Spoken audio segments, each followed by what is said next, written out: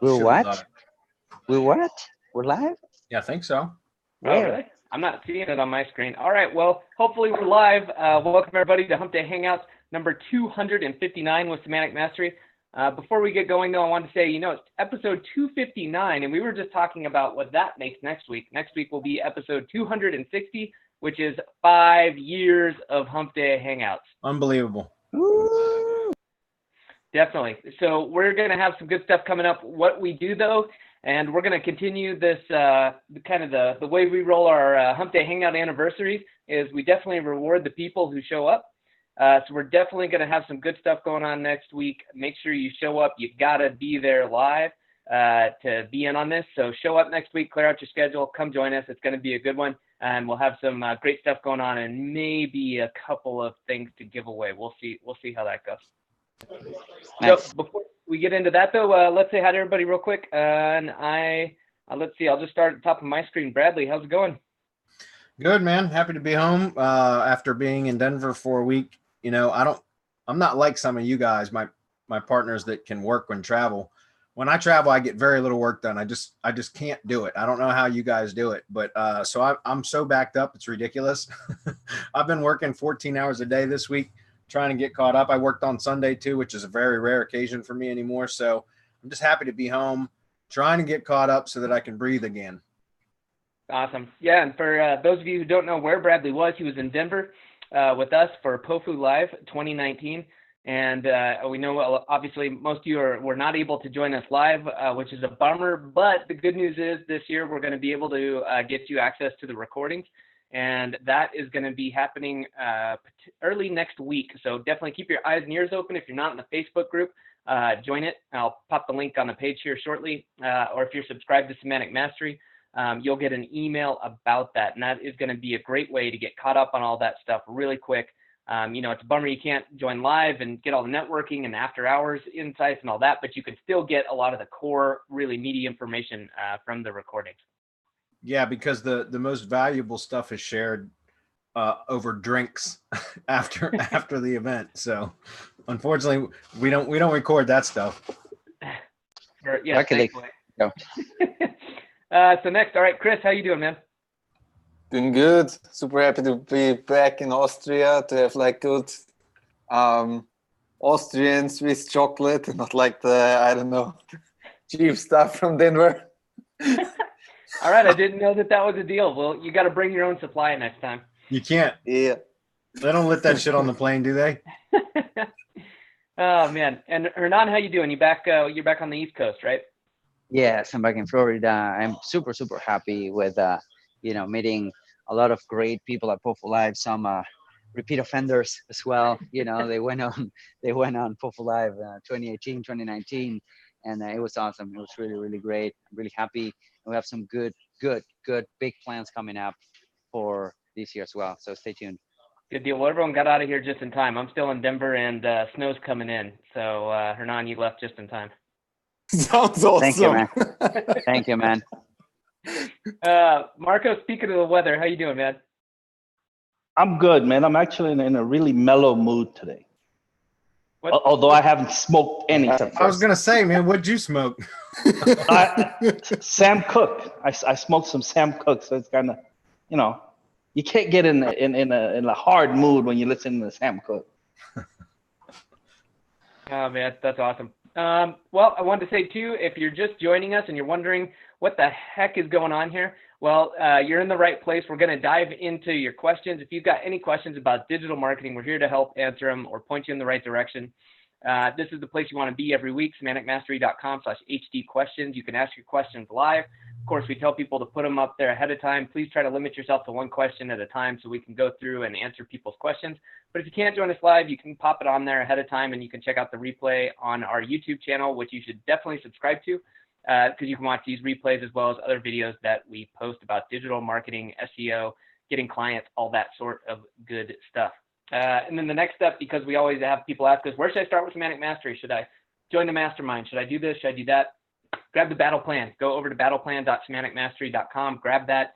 That's going to give you repeatable processes to get a lot of this stuff knocked out, whether it's dealing with your on-page SEO, whether it's dealing with a brand new site, YouTube channel, you need to find out about GMBs, whatever it is, just go over there. That'll get you sorted out. And then the next step would definitely be to join the mastermind at mastermind.semanticmastery.com. And since I'm on my laptop and I'm having a hard time scrolling while I'm looking at the screen, last but not least, certainly head over to mgyb.co. I know I sound like a little bit of a broken record each week, but I want to remind people about this who don't use it enough or who are new and don't know about, how easy it is to outsource some of the stuff. We get a lot of questions about syndication networks, about RYS drive stacks, about press releases. And you can get all of this stuff done for you over at mgyb.co. All right. And this is what we do for ourselves. It's what we tell people to do. If you've got a client, build that into the project cost so you aren't doing the work, that you can go over here, get it done professionally, and then move on, get more clients, and build your revenue.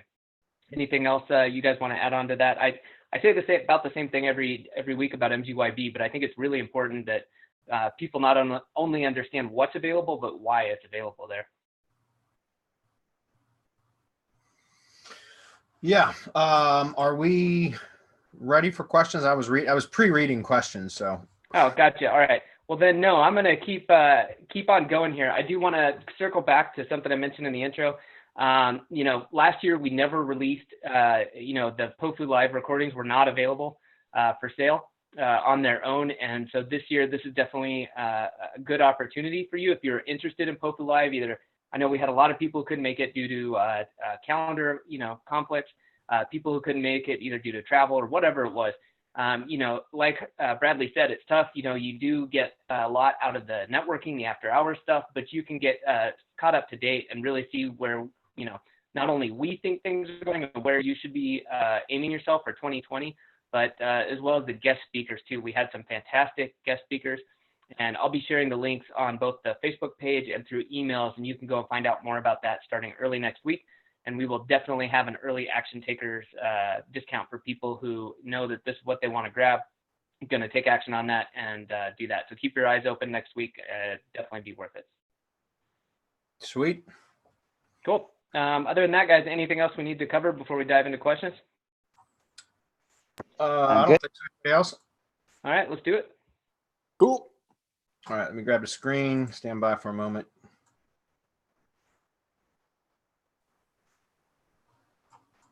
And Chris pushed my image of me in a Speedo off Slack, so nobody gets to see that. Well, I found a better image of you. That was a joke, but anyways. All right, let me grab this. I think we're good now. Can you guys see my screen? Yes. Yep. All right, it looks like Mike is up first. He says, hello, guys. Thanks for the great information. Which way do you recommend to create a short URL? I understand that the Google shortener goo.gl doesn't work anymore. Any good alternative? Can you please share some best practices on how to use short links and why? Thanks a lot. For redirects that I create now, I just use my own domain. We actually have one in MGYB that is just, it's super powerful now because it's been used in so many drive stacks and link building. People build links to them and all that kind of stuff. So it's actually pretty strong. Some of the mgyb.co links that we create will actually show up in search in top 10 for like brand searches and such. It's pretty cool. But so the reason I mentioned that is because I do that with clients and such. I actually will install Pretty Links Pro, which is a plugin. If you go to semanticmastery.com/prettylinks, I think that's the URL. Anyways, you can buy the pro version. It's like $20. It's inexpensive. It's really good.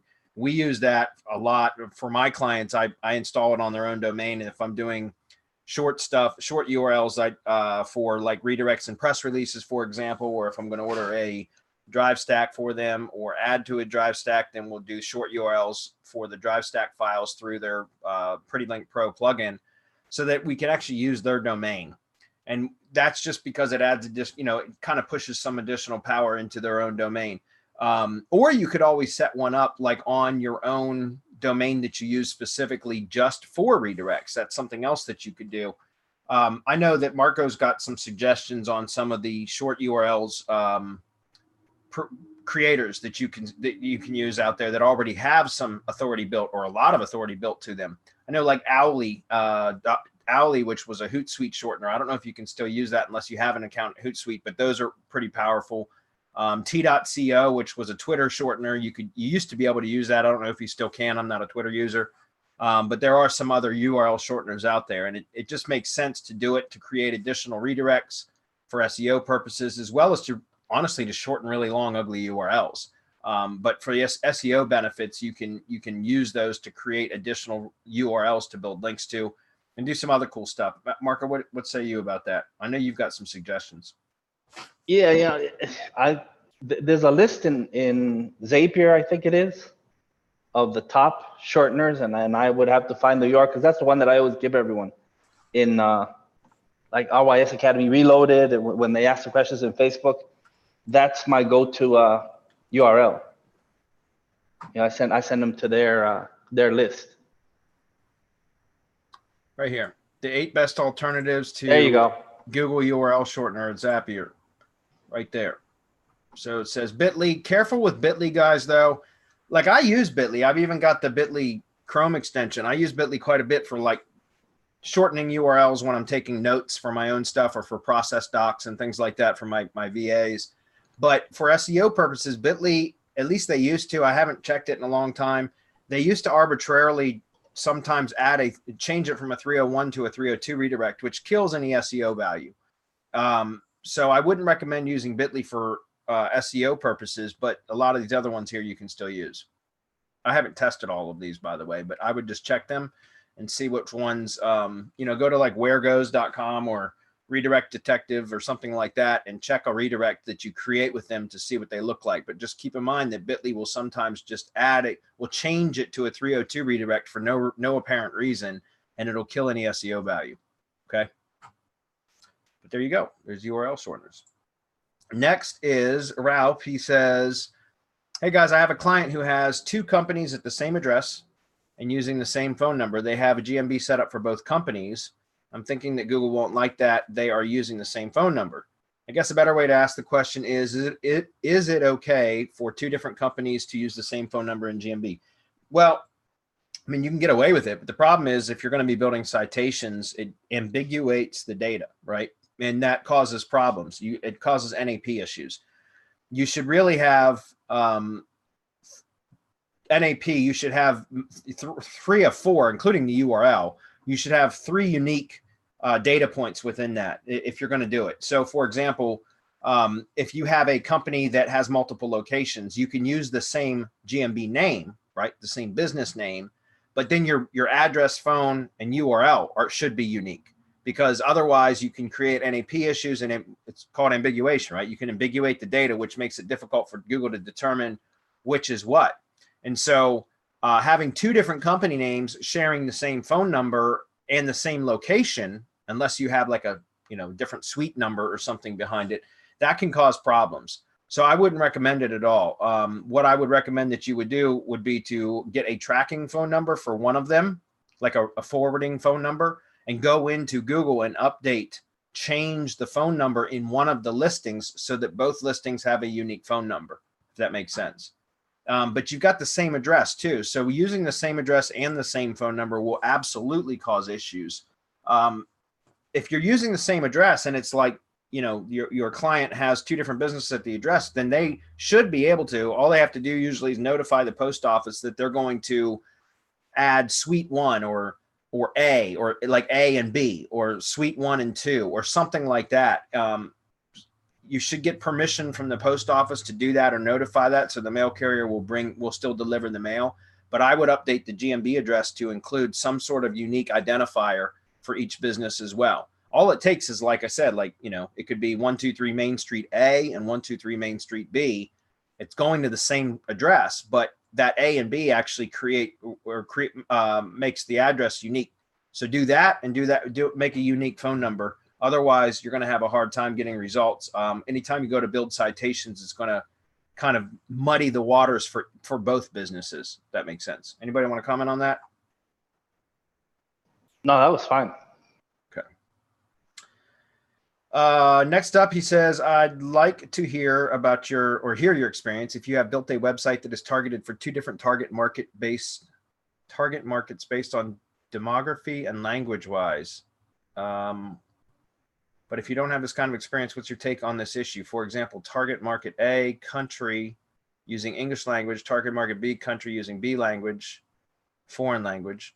What's your take if this website is built brandname.com, brandname.com / so in a folder? This website provides similar services for A and B. I look forward to hearing your feedback and recommendations.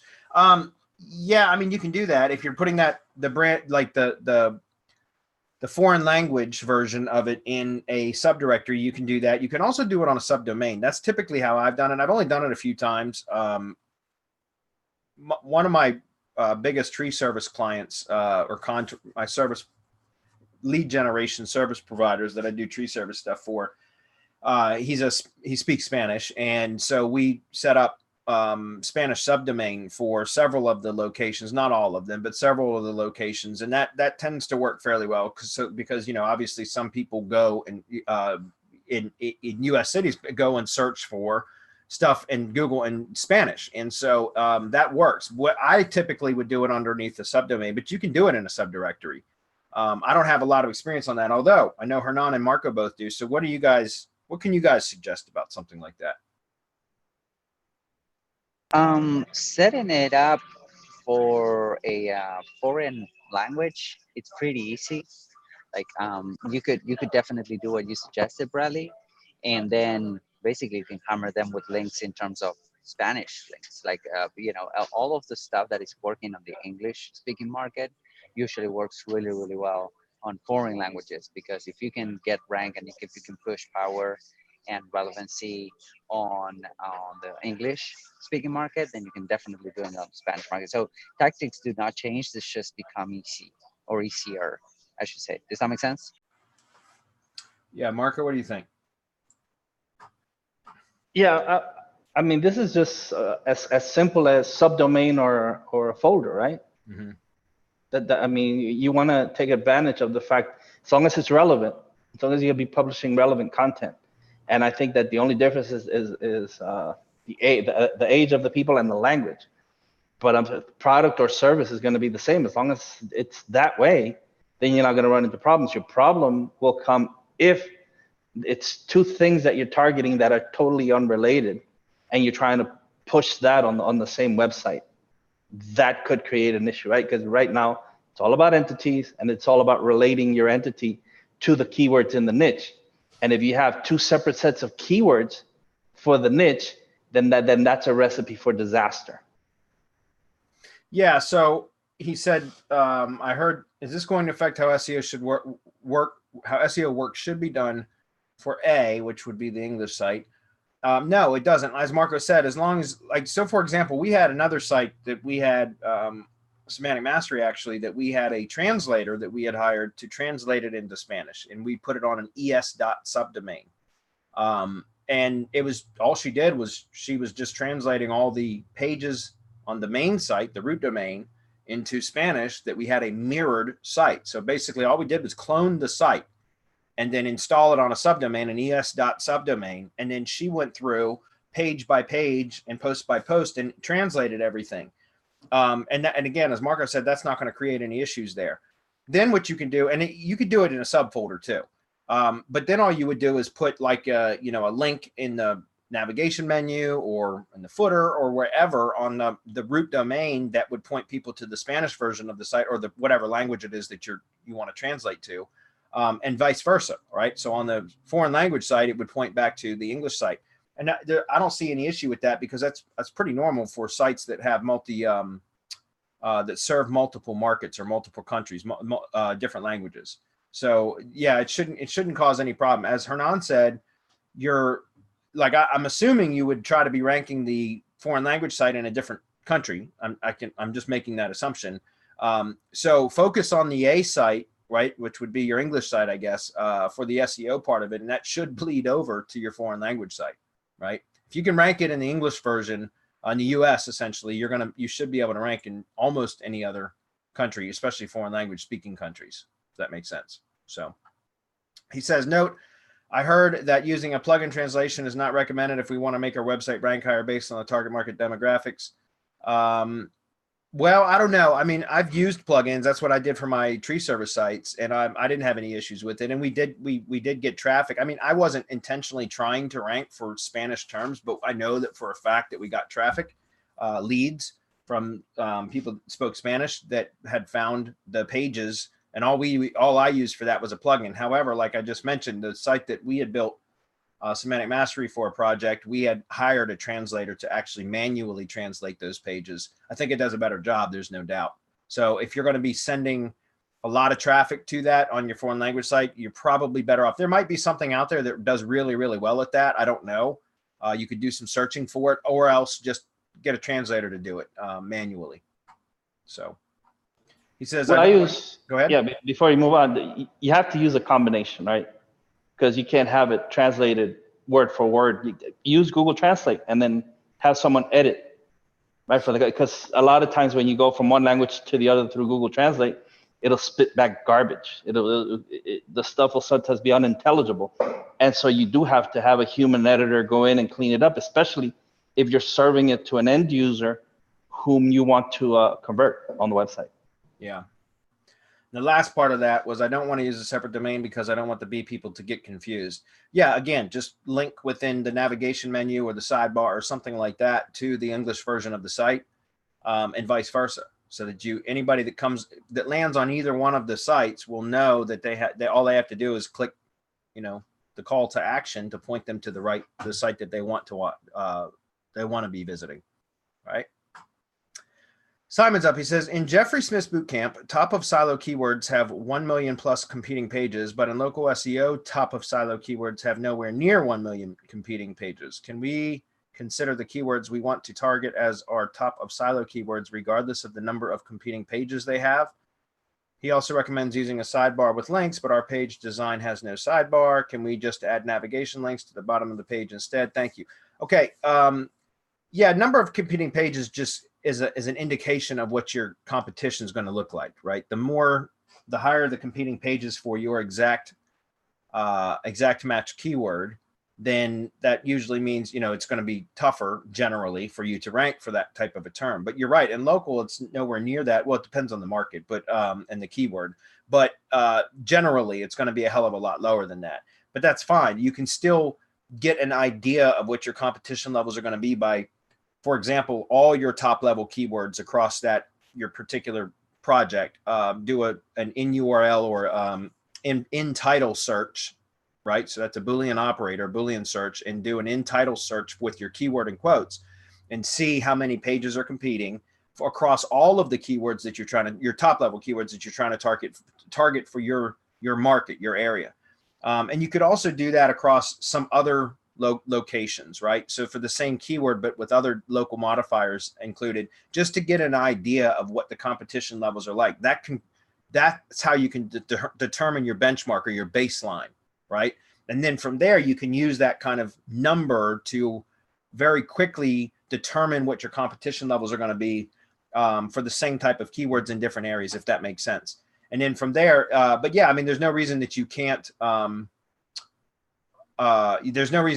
still target those types of keywords just because as your top level keywords, just because there's not 1 million pages. Does that make sense?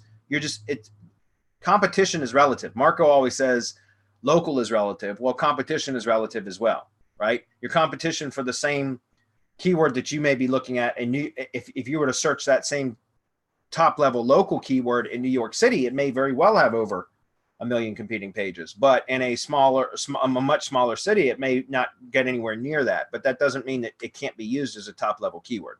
If that makes sense. Anybody want to comment on that before I go to the next part of that? Yeah. Just give me a second. So I read this. This is again, as with everything, it depends, right? Competition, it's going to be different if you're in Mudlick, Kentucky, or if you're going after New York City, because I can tell you that anything local in New York City is going to have competition in the millions. It's just going to have it. Yeah. So it's any big city in the U.S., which is why it's so important to understand your market and to understand what it is that you're targeting. Now, if for example, as we've seen in the land, when we're doing that, there's just a few keywords that you have to go after, but there's still a top market level category, right? There's still a top keyword, sell land or buy land. And what you do with that keyword thereafter is what's going to make it or break it, so to speak. It's how you're going to push for that top level so that what you're trying to do is appear for sell land or buy land, but it's going to pull up everything that's related to that. This is what, like I said, a bottom feeding, what we're targeting now, which is working from the bottom and from the top and bringing everything up. We don't work bottom feeding and then work our way up. We kind of switched it because we can push so much power, but it's really important to understand the market and what you're after, whether your keywords are related to the location, and also understand what your competitors are doing. So the most important part of all this is it's not really what's in Jeffrey Smith's training, although it is top notch. It's understanding who your competition is. No, regardless, the numbers might switch by a 0 or by 2 zeros. So instead of a million competing pages, you might be dealing with 100,000 or 10,000. It depends but your top level category is going to be determined by the competition still. So like Bradley said, your competition and what you target becomes relative to the population size that you're targeting. That's right. Yeah, don't base your top level keywords based upon number of competing pages. Base your top level keywords upon logic, right? Like what is the logical, what is the actual top level keyword, the top market level keyword, and then from there you build your silo structure out. So it really doesn't matter what the number of competing pages are. It just, again, that's just an indication of how much work and effort it's going to take to be able to get results for that. That's all that means. He also recommends using a sidebar with links, but our page design has no sidebar. Can we just add navigation links to the bottom of the page instead? Thank you. Yeah, and I think what he's talking about, I'm assuming that what you mean is when he's talking about the silo specific like category or post URLs, like the hierarchy. In other words, in the plugin that he has, which the new one's coming out very, very soon. I know we've been saying that for months, but we really mean it this time. It has an SEO or like a silo function built into it, to where if you're in any particular category, right, which is a silo, then only posts and subcategories, anything that's within that particular silo will show up in that menu, right? And so it's a way to kind of create a navigational and kind of like a silo loop, like almost like a link wheel within the navigational or the sidebar or the footer or something like that. So yes, if you have a widget area, and if that's what you're talking about, which again I can only assume that that's what you're talking about, then you could put that SEO silo menu widget in the footer, and it would still do the same thing as it would in the sidebar. That makes sense. Okay.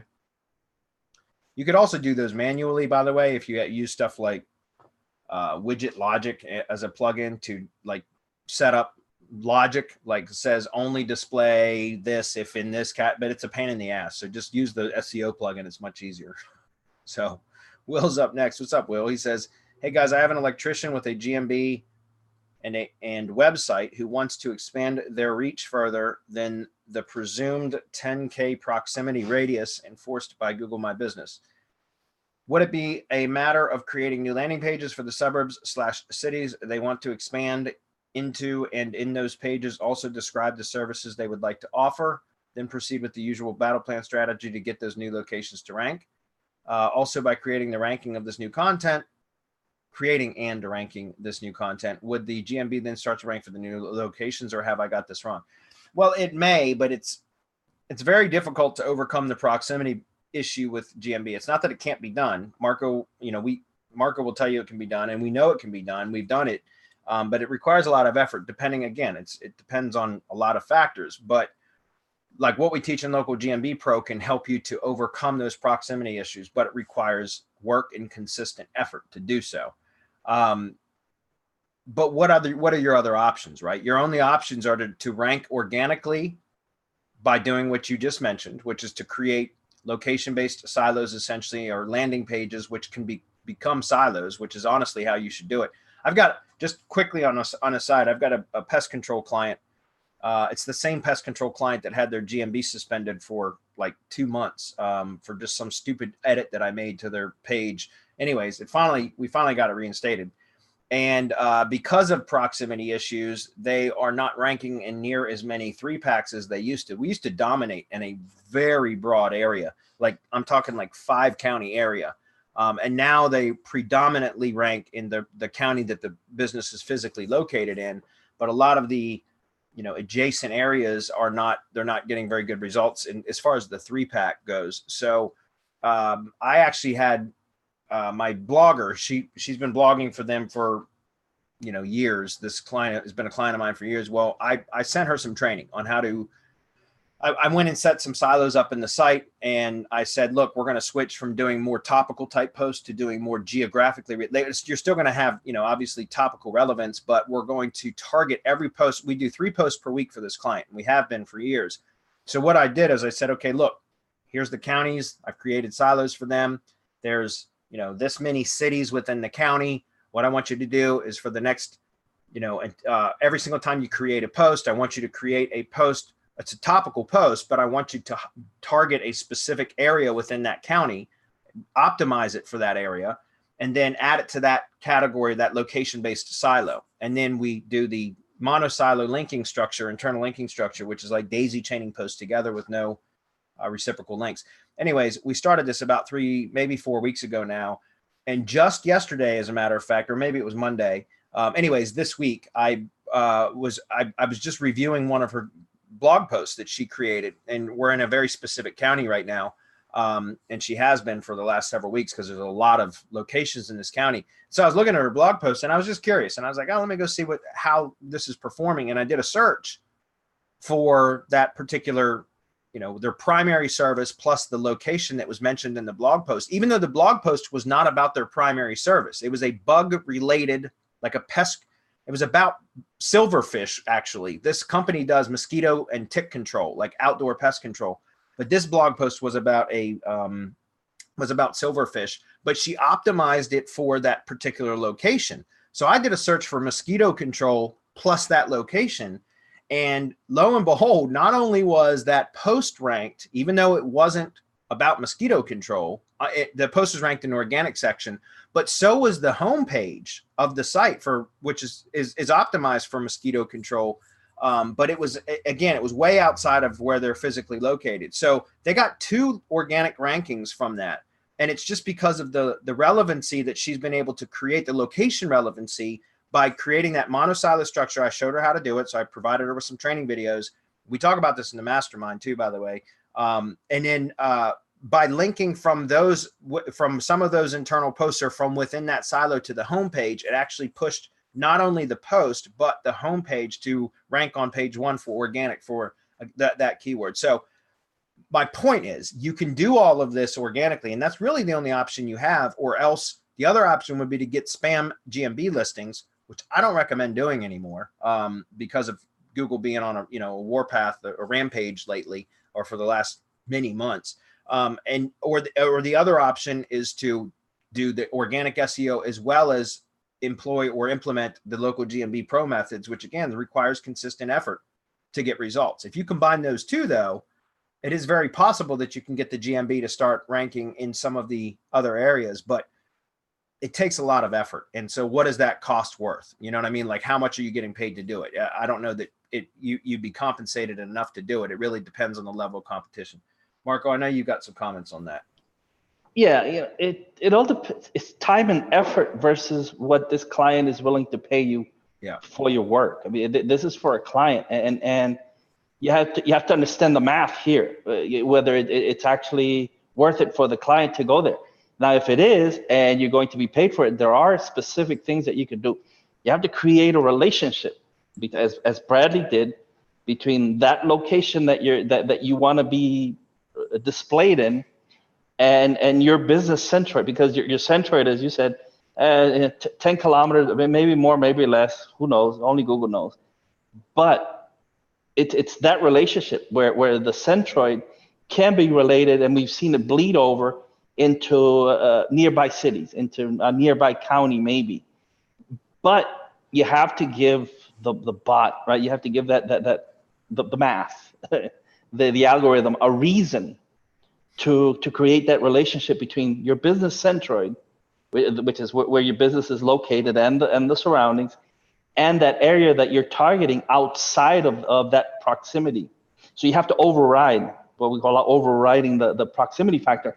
And there are very specific things that you could do that I've discussed in both our mastermind and in local GMB Pro to accomplish that. And it's specifically through the GMB and in conjunction with what Bradley just shared in here. I'm not going to share it, of course, in here because it's paid training and people have paid a lot of money to get that. And so, but I mean, what Bradley gave you great suggestions. I don't know, Will is in Australia. If they have a post office with street address in Australia, then by all means, go get a pin in the area where you want to rank. It's a lot easier to work in another GMB. Now that it's another thing that we teach in local GMB Pro, how to optimize your Google My Business listing so that it's ready and ready to go by the time the pin comes back. Yeah. And the last thing I would recommend is, this is not SEO, but it's a way to get into the maps pack.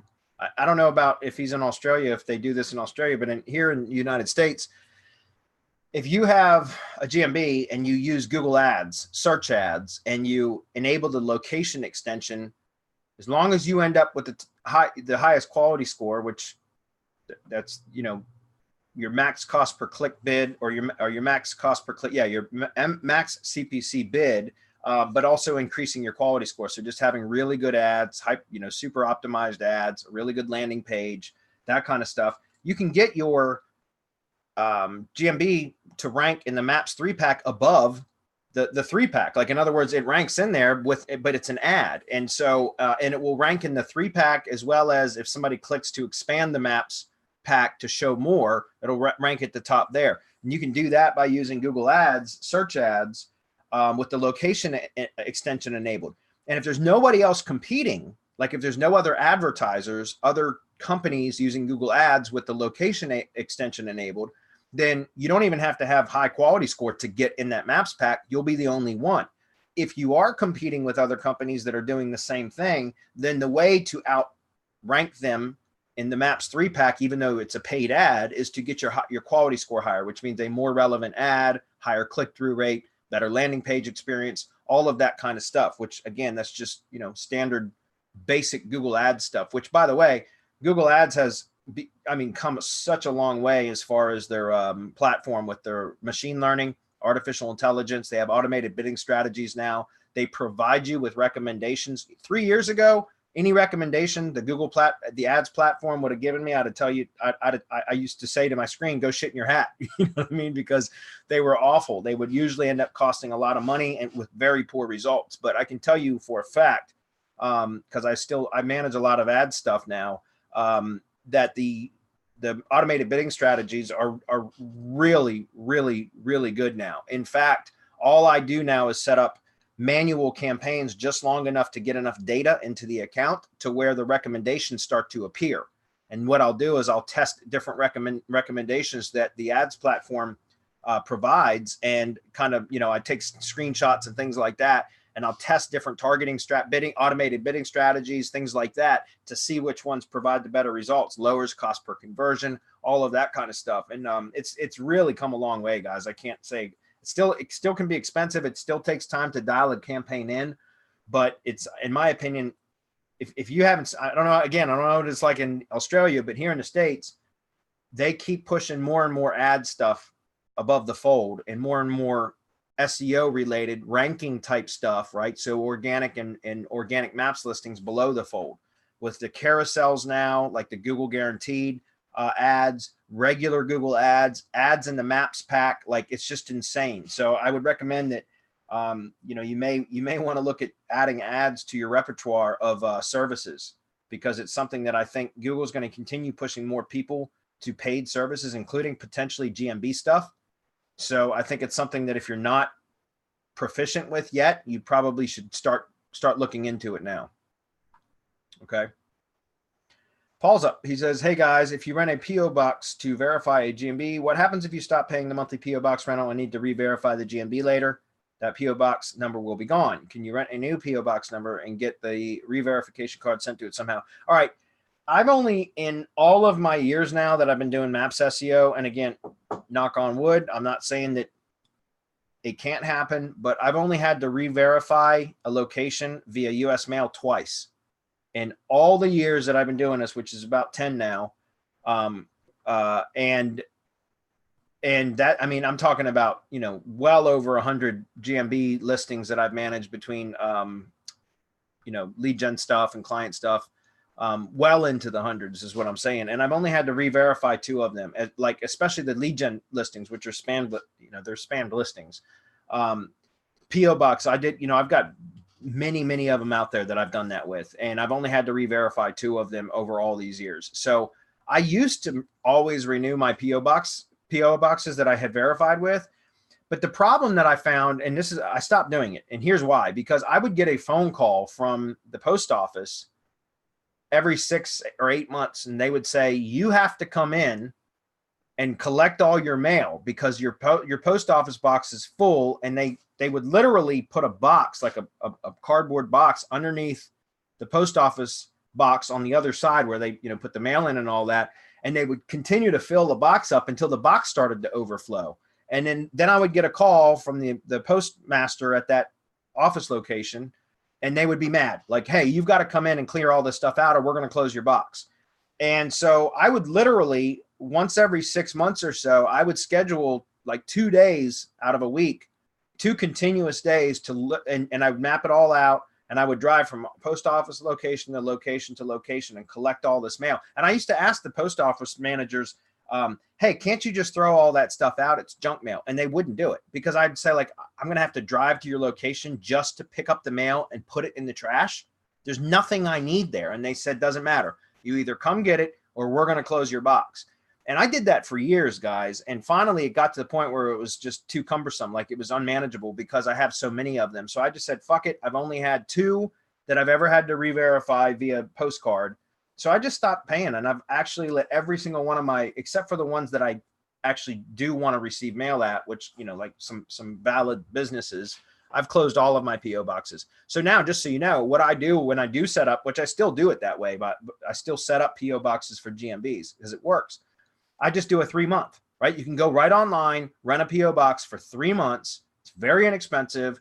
You still got to go to the post office to fill out the paperwork, sign the documents, get the key and the box assigned and all of that. But then I go back a week later or 10 days later, get the postcard from Google, verify my GMB listing. Then I go right back online and I cancel the account. And that's it. So it cost me 3 months, which, depending on the area you're in, it could be as low as like $9. It's ridiculous.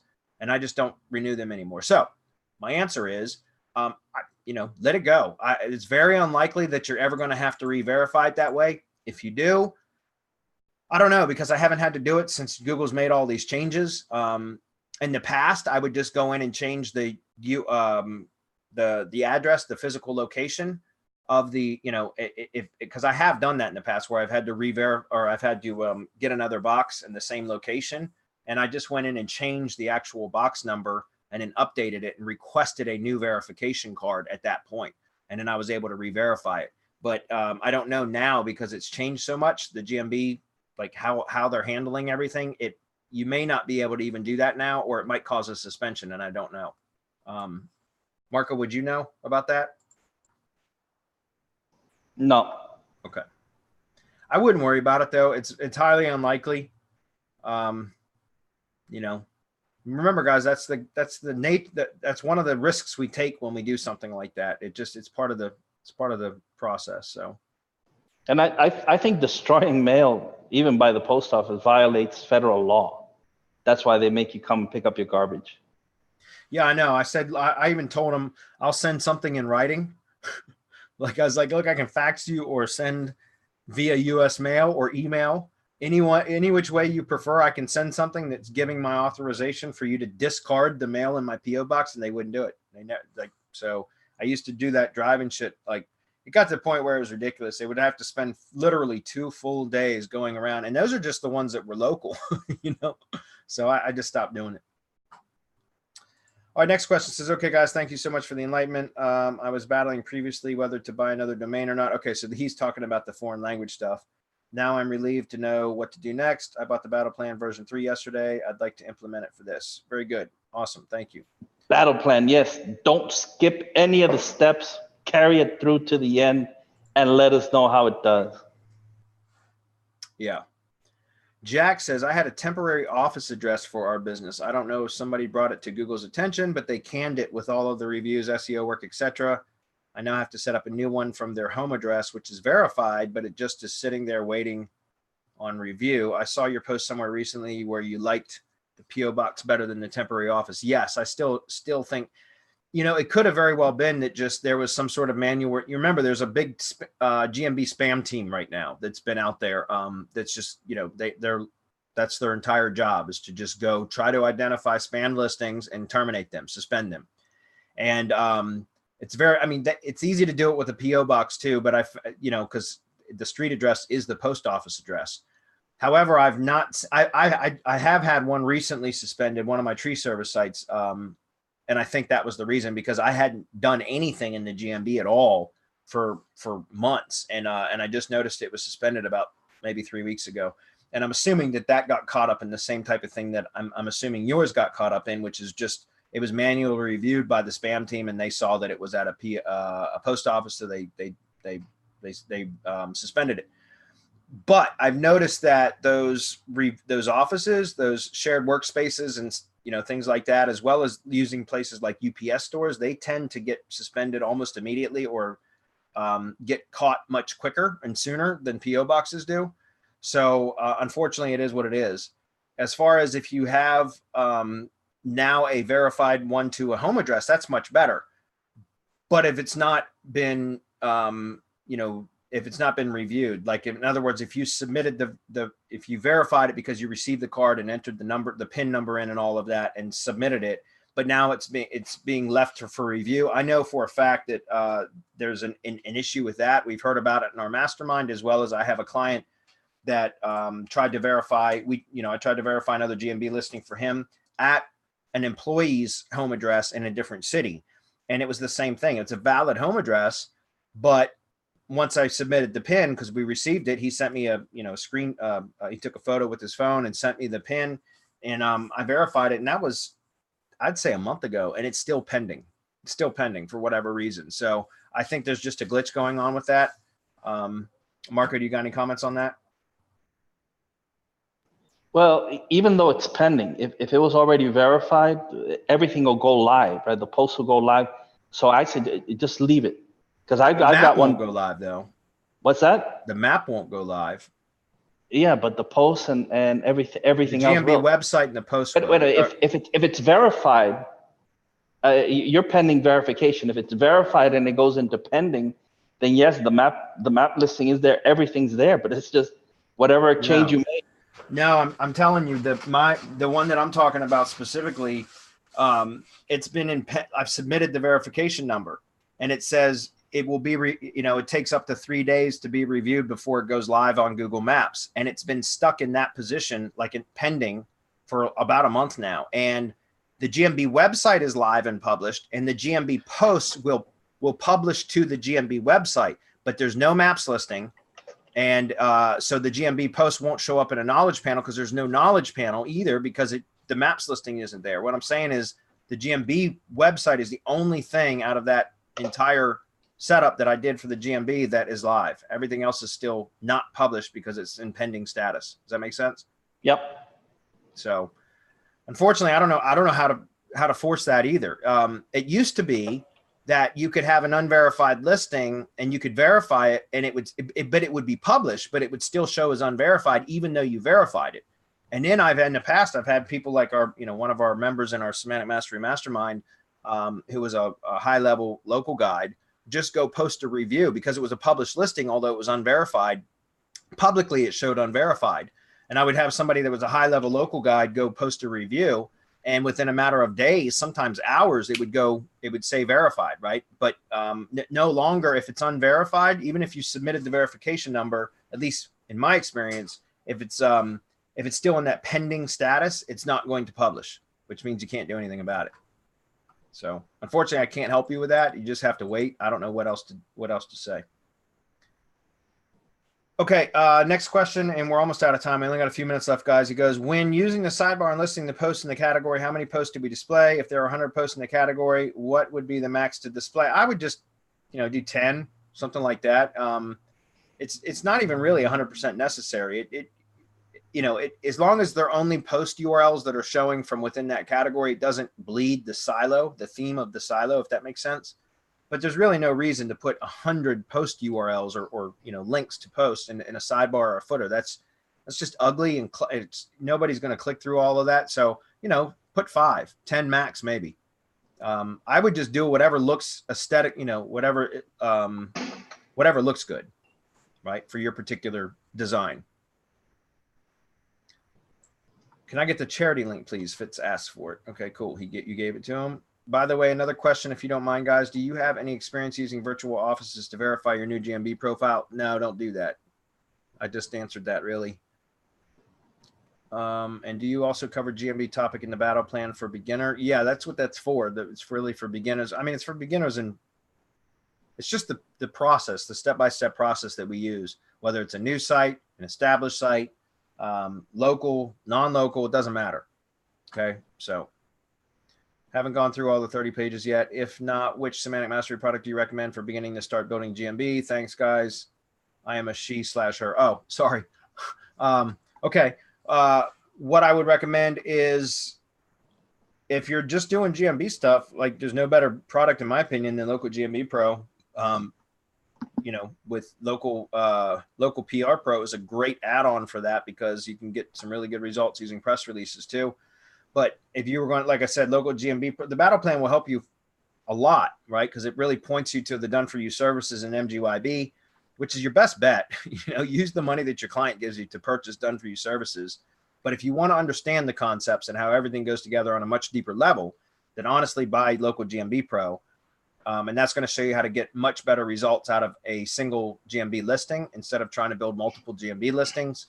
And then obviously we have stuff like Local PR Pro, which is a great complement to that, or RYS Academy. It's expensive, but it's very, very powerful. But once again, you can buy done for you drive stacks, which can push GMBs very, very powerfully. You can buy those directly from MGYB. So just go through the battle plan, do that first. And then once you start implementing everything that we talk about in there, don't skip on parts. Don't just do 25% of it and then contact us and say, oh, it's not working. It doesn't work like that. If you put all the pieces together, it will work. It doesn't mean you're going to rank every time you put all the pieces together, because it depends on the level of competition, a lot of other variables. But you do that, add link building to it, posting consistently, that kind of stuff, you should get results. If you need additional push after putting those components together, that's when you can get into the advanced training and do the advanced steps. Okay. Okay, great. This is a good tip. He says, I've had 2 GMBs that got stuck in pending. I called GMB team and acted real stupid. Marco always recommends that when you call Google support at all, you always you act really stupid. He says, and asked why it's not going live. Both went live a week after I called. That's a good idea. That's something I have not tried. So thank you for that. Comment on that? Nope. Nobody has any comments. Well, there's no other questions, guys. I'm good. So I think we're going to wrap it up. Okay, cool. Let's do it. We're close enough. Thanks, everybody, for being here. We will see you guys next week. Thank you, guys. Thanks, guys. See you next week. Bye-bye. Bye, everyone.